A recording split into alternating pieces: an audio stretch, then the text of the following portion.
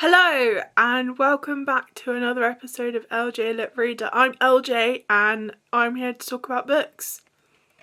Frieren, Volume 3. So I'll start by just reading you a synopsis of the first one because I feel like that is the best way of going about this. So Frieren by Kanehito Yamada. Elf mage Frieren and her courageous fellow adventurers have defeated the Demon King and brought peace to the land, but Frieren will have long outlived the rest of her former party.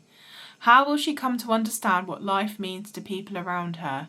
Decades after their victory, the funeral of one of her friends confronts Frieren with her own near immortality. Frieren sets out to fulfill the last wishes of her comrades and finds herself beginning a new adventure.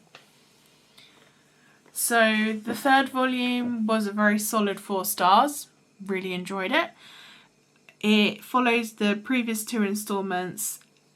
Elf mage Frieren has defeated the Demon King. 50 years after her adventures with her friends, they've become older. She will outlive them, and mortality kind of rears its ugly head. This causes her to question the role she plays in others' lives, the meaning of friendship and her own immortality.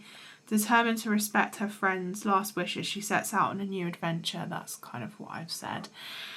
Anyway, in this instalment, Frieren, Fern and Stark are facing the demon foes and saving a king, so that's always fun. Frieren puts her life in the balance whilst having flashbacks to the lessons taught to her by her teacher Flam or Flame. I'm not entirely sure how you pronounce some of these names, so I'm kind of just going to go by my best approximation, but I believe it's Flam. It reads like Flam, but I may be wrong. It could be Flame. I find Frieren quite action-packed, but also fairly reflective, which is quite nice. I'm really enjoying this series. It's my first proper introduction to manga, and eternally grateful that Emma, from one of the Patreons that I frequent and also her Instagram, introduced me to Frieren and the joys that manga can actually bring to my life, because previously to that I just thought they were for children and I didn't actually know that much about manga or appreciate the art, the stories, the beauty that they can bring to your reading, and also that they can also be great palette cleansers between big books, which is great. I love the fact that a whole 200-page volume can be read really quickly. It kind of just breaks the monotony. If you've had a big heavy read, you get a 200-page manga, it clears your decks, and then suddenly you're good, you're ready to go. I find the characters quite sweet and engaging, and I think that the plot is definitely building up now. It's getting some teeth to it. I think also the thing that I'm really enjoying is that Frieren is not like anything I've ever read before, so that makes it quite interesting and unique.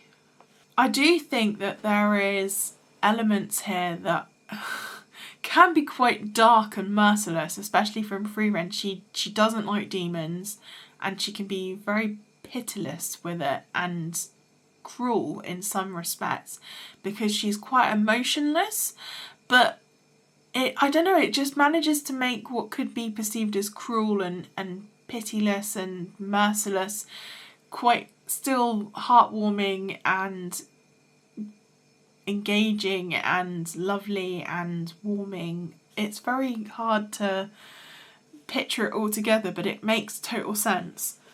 I liked in this instalment that we saw flashbacks with Frieren and her mentor Flame, whatever her name is, and that helped you see how she became a mentor herself and what lessons she's taken from that and is putting into her mentoring of essentially Stark and Fern, because she's kind of taken them both under her wing at this point.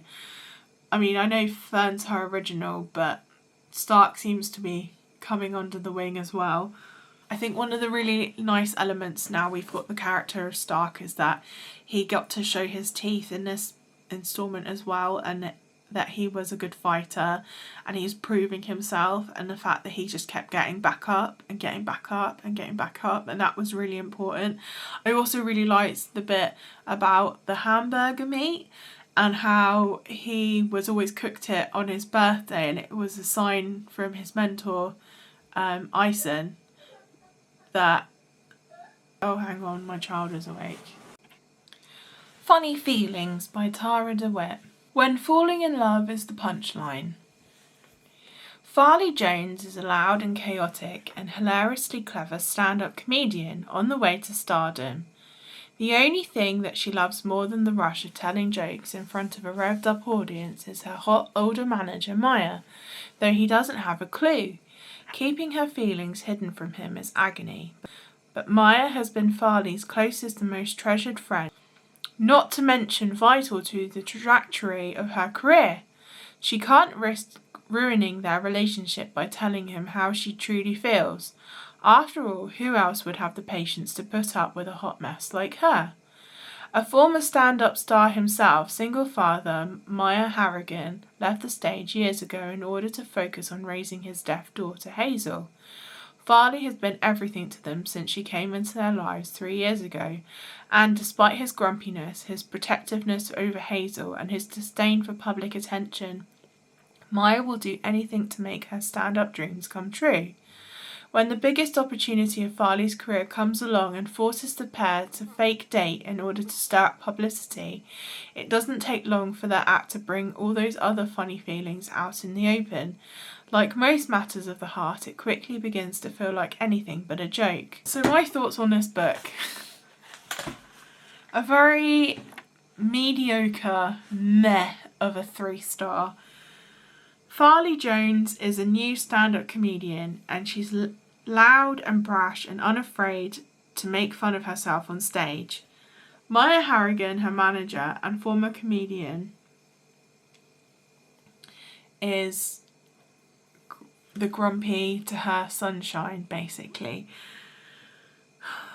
For a book about comedians, this was a deeply, deeply, deeply unfunny story. I didn't find any of the jokes hit home. They weren't funny.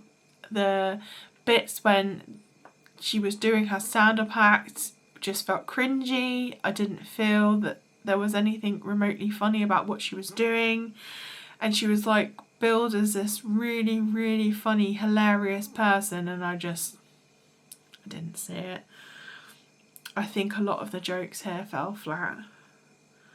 I liked Farley and I liked Maya, don't get me wrong, they were okay, the story was okay, there's nothing wrong with this book, it is okay, it's fine. But that's all it is, it's just fine. In fact, I'm struggling to remember what happened, and I read it recently. You know, it's one of those, you finish it, it's okay when you're reading it. Actually, no, it's not okay when I was reading it. I was skimming to the end, towards the end of this book, because I was bored. I don't know. What's the point of reading a book about funny people when they're not funny themselves? I don't know. And the third act drama here stank. It was so rubbish. It was stupid. In fact, it wasn't just stupid. It was cringy stupid. It shouldn't have been a third act piece of drama. It was really like scraping the barrel. I'm not really sure what type of story this wanted to be. I mean, it talks about a fake dating trope, but it didn't stick its guns, and I don't know, it just fell flat.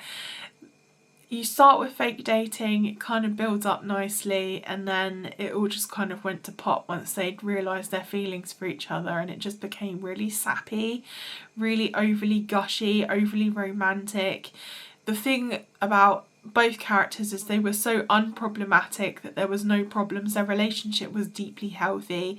There wasn't anything for them to fight over. There wasn't anything for them to grow over. There wasn't anything for them to change over. Everything was already perfect when the story was established, so therefore it didn't go anywhere. It was just two very nice people admitting that they fancied each other and then having great passionate sex and raising a child together between the two of them. the relationship there was unproblematic, and therefore it just was all ticks the boxes, everything is okay. There wasn't anything for them to disagree over or fight to prove themselves or anything remotely interesting. There was no tension, the pacing was off, and it was just a glorified love fest. That's all it was. It was just soppy and romantic. I didn't see the point in the flashbacks. I didn't think that they worked. I didn't think that they brought anything to the story. I think you could have had that all in present tense and it would have been exactly the same story with zero difference to it whatsoever. I don't think I would read another book by this author. If I'm honest, I found it pretty disappointing and boring, and that's all I've really got to say about Funny Feelings by Tarah Dewitt. I'm sure there are other people that would love it and think that it was great. It just wasn't for me, and that's okay. I had a big chop. What does everyone think?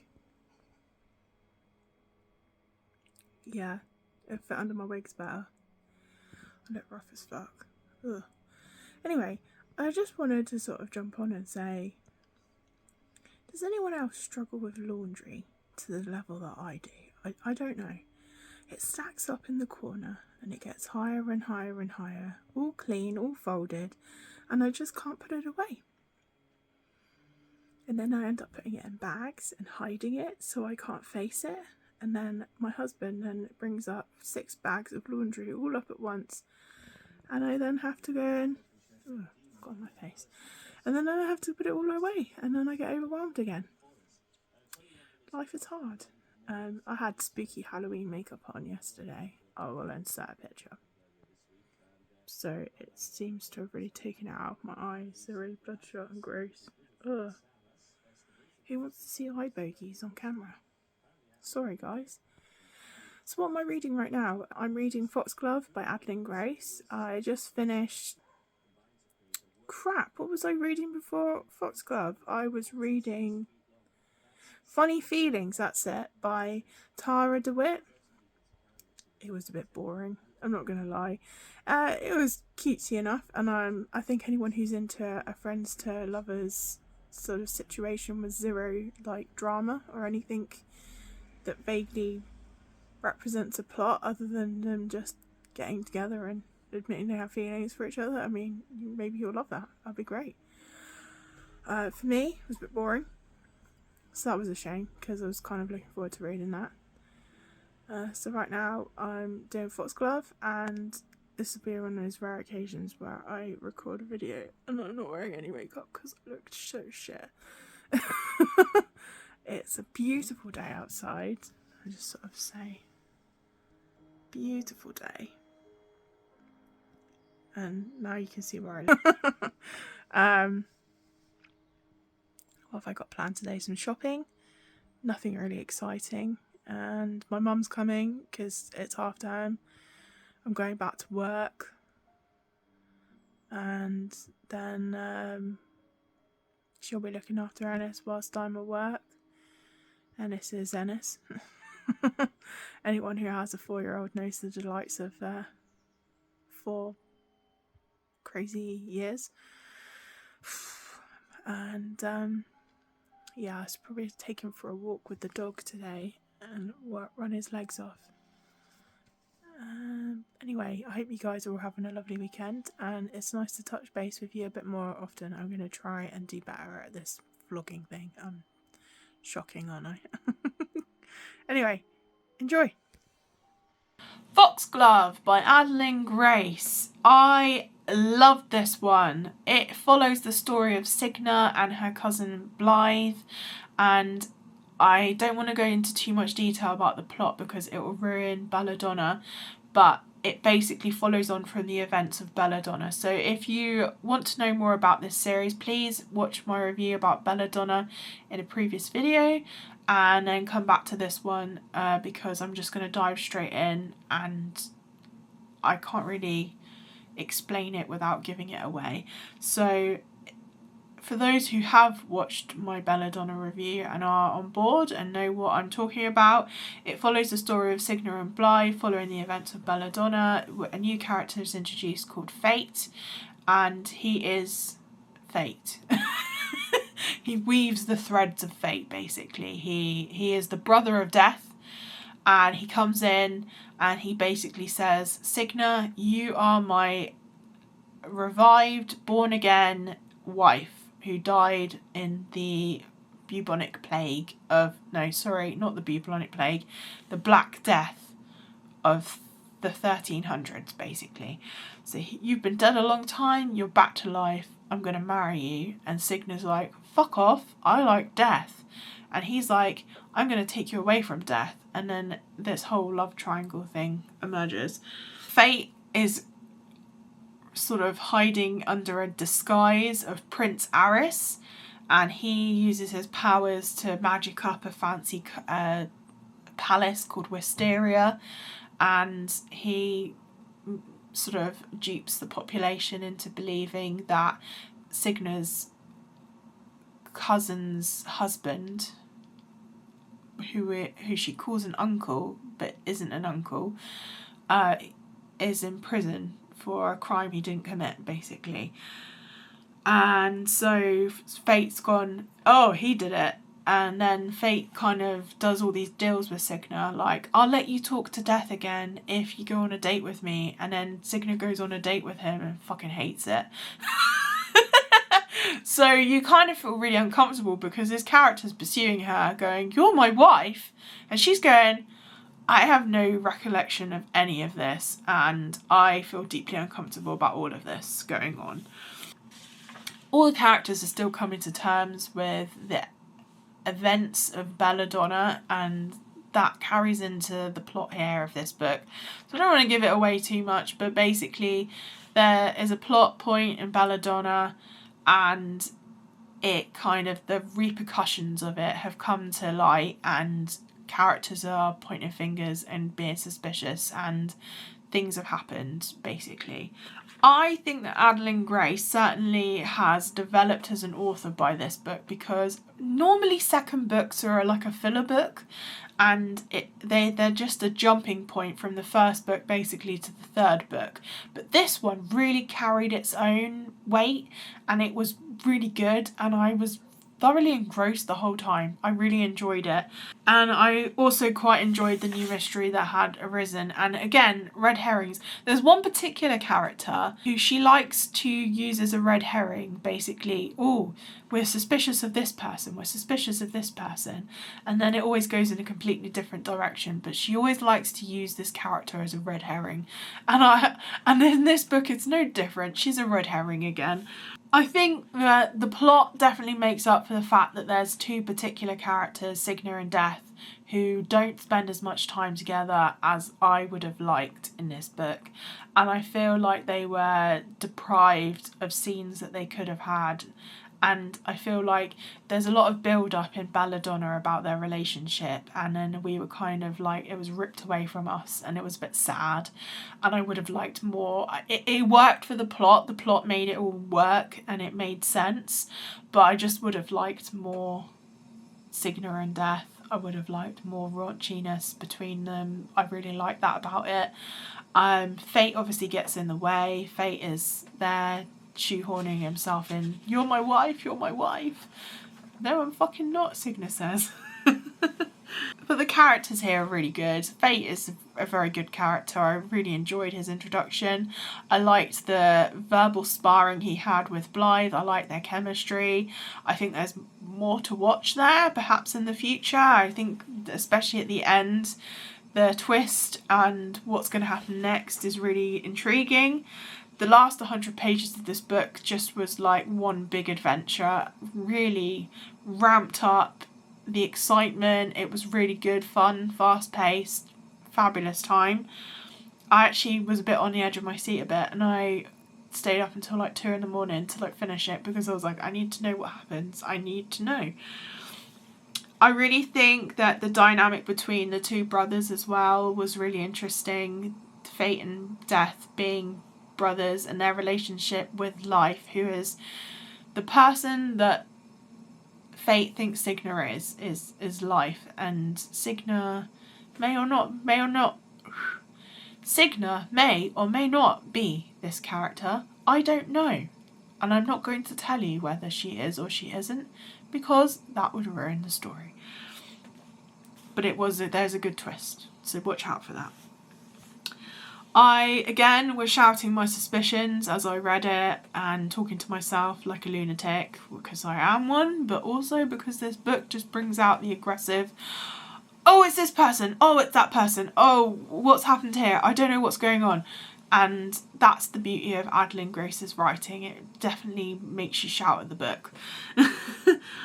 I think I'm going to be really excited to read the next instalment. I don't know how it's going to pan out because I am on a no-spend 2025. So unless I treat myself for Christmas, I'm not sure how I'm going to get it. And I'm gutted because I really want to know what happens next. I'm really excited for it. I'm also quite relieved that this wasn't all just about a forced love triangle, because I think there was more to the plot than that, and she made the love triangle element work, whereas sometimes it doesn't work, and in this one it kind of did, but it was a one-sided romantic attachment, I believe, and I feel like lots of double dealings.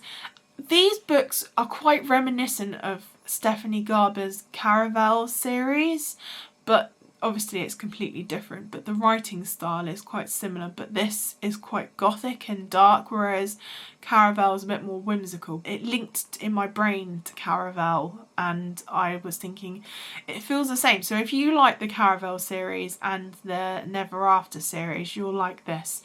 The other thing I wanted to add is I was quite impressed with how much Signa had grown as a character, emotionally and in her maturity. I feel like she'd come a long way, and that was really nice to see, because character growth is something that I find really important in books, and I also am quite keen that character growth should happen, and that you can see a character growing and maturing and developing, or something to pull you along in the story. When they're one-dimensional and there's no character growth, and they just make the same mistakes over and over again, that really pisses me off, and I just get fucked off with the whole thing. I thought it was really important that this book explored her powers as well, and what she would use them for ultimately, and it was nice to see Signa coming to terms with what her powers meant for her as her life went on, and what she would be doing with those powers. And I think that the author made the right choice here, and I would like the next book to explore that maybe a bit more, but I understand it may not be from her perspective because the story has moved on slightly. I liked a few phrases as well. This is one I've written down. Sorry. "What's wrong, love?" Aris cast her a look from over his shoulder, eyes glittering. "Afraid I'll ruin you?" Oh, I love it. I love it so much. And the other thing here is, "Adorable little mushroom, thriving in the dark crevices where few ventured to look." It just made me laugh. An adorable little mushroom. But that's Signa. She's an adorable little mushroom. I like the introduction of the feisty Blythe point of view as well, and I know other people might be less inclined towards her character, but I really liked how bitchy she was and how like feisty she was, and that was a nice... It went well with Signa. I was looking forward to both perspectives. I didn't find myself wanting one over the other. I enjoyed both of them. I did think that she added a new and fresh dynamic to the story, and I think that her point of view was good because it tied up loose ends. And I also am quite glad that the story didn't fall foul of lovers' contentment, where a relationship is established, they're in the honeymoon phase, and then it kind of dulls off a little bit. This had drama the whole way through. All the drama, packed a punch, drama city.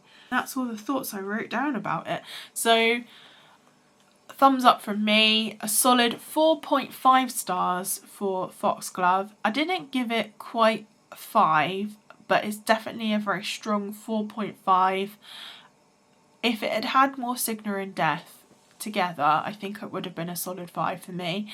I am really excited to read the next one, so I am hoping that I'll get hold of a copy, or I'm going to get it from the library or something. I need to get it because I need to read this book. Anyway, thank you very much for watching my video and tuning in. I'm eternally grateful for any views I get to my channel, and that you keep coming back is amazing. And if you're new, thank you so much for watching this all the way to the end. I'm really grateful. I hope you all have a lovely week, and I will see you all soon. Much love.